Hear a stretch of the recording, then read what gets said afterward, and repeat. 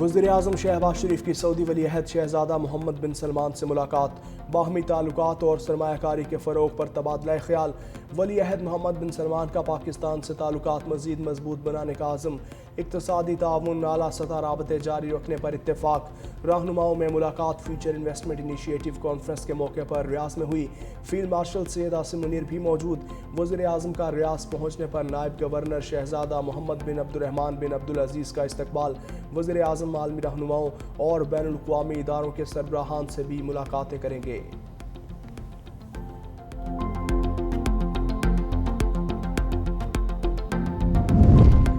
پاکستان اور افغان طالبان رجیم کے درمیان مذاکرات میں ڈیڈ لاک، استنبول مذاکرات کا تیسرا دور۔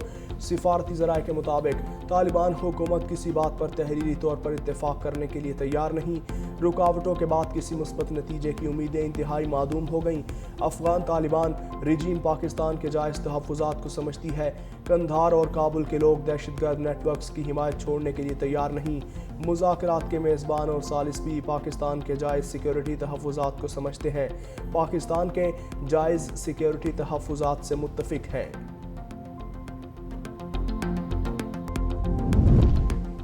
معیشت بحالی کے راستے پر گامزن، معاشی سرگرمیاں مستحکم رہیں۔ وزارت خزانہ نے ماہانہ معاشی آؤٹ لک رپورٹ جاری کر دی۔ رپورٹ میں کہا گیا IMF کے ساتھ سٹاف لیول معاہدہ مضبوط معاشی کارکردگی کا اعتراف ہے۔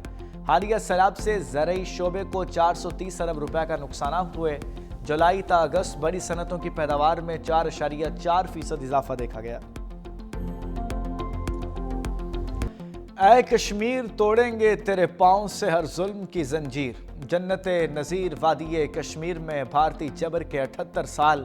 آزاد کشمیر اور پاکستان سمیت دنیا بھر میں کشمیریوں نے یوم سیاح منایا۔ اسلام آباد، کراچی، لاہور، پشاور سمیت شہر شہر ریلیاں۔ دفتر خارجہ سے ڈی چوک تک احتجاجی ریلی۔ وفاقی وزیر کشمیر امور مقام اور شہریوں کی شرکت۔ فوجی یونیفارم میں ملبوس بچوں کا بھی اظہار یکجہتی۔ شرکا کے بھارت کے غیر قانونی قبضے کے خلاف نعرے۔ علیمہ خان کی مسلسل غیر حاضری، راولپنڈی کی انسداد دہشت گردی عدالت نے 5ویں مرتبہ ناقابل ضمانت وارنٹ گرفتاری جاری کر دی ہے۔ عدالت نے علیمہ خان کا شناختی کارڈ، پاسپورٹ اور بینک اکاؤنٹس بلاک کرنے کے احکامات پر رپورٹ طلب کر لی۔ نادرا، پاسپورٹ، امیگریشن اور اسٹیٹ بینک حکام کو نوٹسز جاری۔ عدالت نے مزید سماعت 30 اکتوبر تک ملتوی کر دی۔ پولیس کا فلک جاوید سے پیٹرول بم برآمد کرنے کا دعویٰ۔ لاہور انسداد دہشت گردی عدالت میں اسلام آباد پولیس پر حملے کا کیس۔ عدالت نے سمن جاوید کی بہن فلک جاوید کا 5 دن کا مزید جسمانی ریمانڈ دے دیا۔ تفتیشی افسر نے موقف اپنایا۔ ملزمہ اسلام آباد پولیس کے افسران پر حملے میں ملوث ہے۔ ملزمہ سے پیٹرول بم برآمد کر لیا، مزید تفتیش کرنی ہے۔ عدالت نے جسمانی ریمانڈ پر محفوظ فیصلہ سناتے ہوئے مزید ریمانڈ دے دیا۔ انتظامیہ کی جانب سے کوئی کوتاہی برداشت نہیں ہوگی، وزیر اعلیٰ پنجاب کا سخت پیغام۔ مریم نواز کے زیر صدارت امن و امان کی صورتحال پر اہم اجلاس۔ وزیر اعلیٰ پنجاب نے کہا، عوام کو سہولیات کی فراہمی میری ترجیح ہے۔ لوگوں کا اپنے اداروں اور حکومت پر اعتماد برقرار رہنا چاہیے۔ امن و امان کی صورتحال میں بہتری کے اقدامات کر رہے ہیں۔ صوبے بھر میں 65,000 مساجد کے اماموں کو وظیفہ ملے گا۔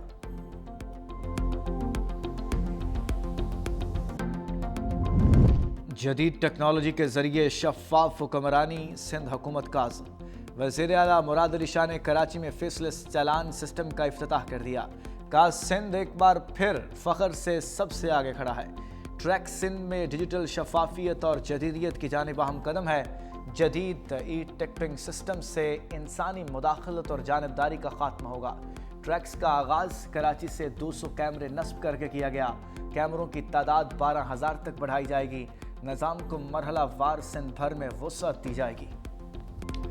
سینئر وزیر سندھ شرجیل انعام میمن کی جانب سے معروف اینکرز کے اعزاز میں خصوصی ضیافت۔ پیپلز پارٹی کی مرکزی رہنما فریال تالپور، ندیم افضل چند، نیر بخاری، قمر زمان قائرہ بھی شریک۔ سیاسی صورتحال، جمہوری عمل کی مضبوطی، میڈیا کی آزادی اور درپیش چیلنجز پر تفصیلی گفتگو۔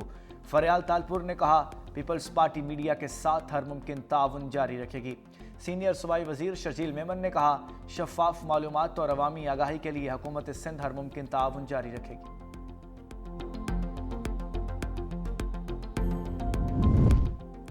سیلاب متاثرین کو تنہا نہیں چھوڑیں گے، وزیر اطلاعات عظمہ بخاری کاظم ننکانہ صاحب میں میڈیا سے گفتگو کرتے ہوئے کہا، پنجاب کو تاریخی سیلاب کا سامنا کرنا پڑا، اتنے بڑے سیلاب سے جانی نقصان کم ہوا، بھارت نے بار بار پاکستان کے دریاؤں میں پانی چھوڑا۔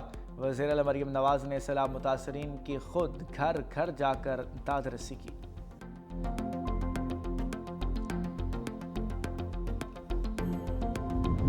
صحافی امتیاز میر کے قتل میں عالمی دہشت گرد تنظیم ملوث نکلی۔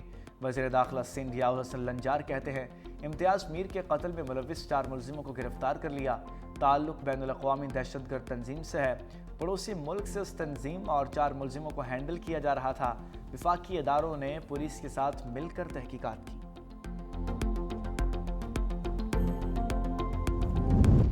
لاہور میں دھوئیں کے بادل گہرے، شہر بھر میں اسموک کے ڈیرے، آلودہ ترین شہروں کی فہرست میں دوسرے نمبر پر۔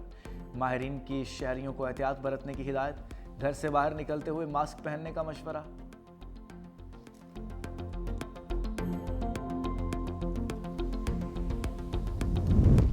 کسانوں کو فصلوں کی پیداوار بڑھانے کے لیے جدید مشینری فراہم کی، سینئر وزیر پنجاب مریم اورنگزیب کہتی ہیں، کسانوں کو کاشتکاری کے لیے جدید زرعی آلات فراہم کیے گئے، کسانوں کے فائدے کے لیے سپر سیڈرز کی تعداد بڑھا رہے ہیں۔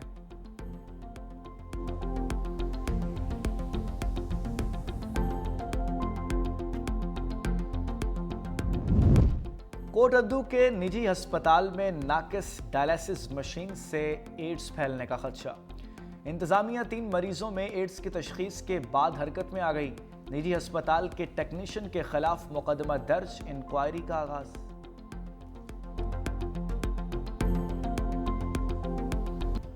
امن معاہدے کی خلاف ورزیوں پر امریکی حکام اسرائیل کا دفاع کرنے لگے۔ امریکی وزیر خارجہ مارکو روبیو کہتے ہیں، غزہ میں اسرائیل کے حالیہ حملے جنگ بندی کی خلاف ورزی نہیں، اسرائیل نے اپنے دفاع کا حق ترک نہیں کیا۔ اگر کسی فوری خطرے کا خدشہ ہو تو کارروائی کی اجازت ہے، جس پر تمام ثالث ممالک متفق ہیں۔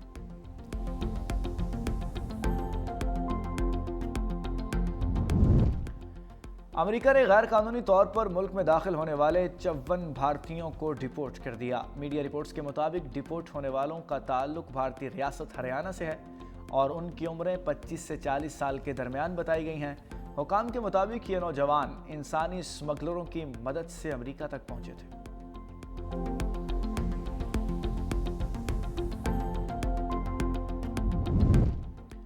کیمرون میں 92 سالہ صدر 8ویں بار ملک کے صدر منتخب ہو گئے۔ الیکشن کمیشن کے مطابق پال بیا نے 53.6% ووٹ حاصل کیے۔ حریف عیسیٰ چروما 35.1% ووٹ لے سکے۔ نتائج کے اعلان کے بعد صورتحال کشیدہ، پولیس اور اپوزیشن مظاہرین کے درمیان جھڑپیں، 4 افراد ہلاک۔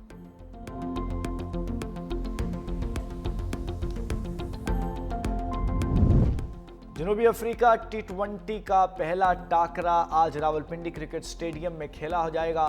پریس کانفرنس میں کپتان سلمان علی آغا نے کہا، قومی T20 ٹیم مضبوط اور باصلاحیت ہے، ایشیا کپ میں کافی کچھ سیکھا ہے، غلطیوں سے سیکھ کر T20 ورلڈ کپ کی تیاری کر رہے ہیں۔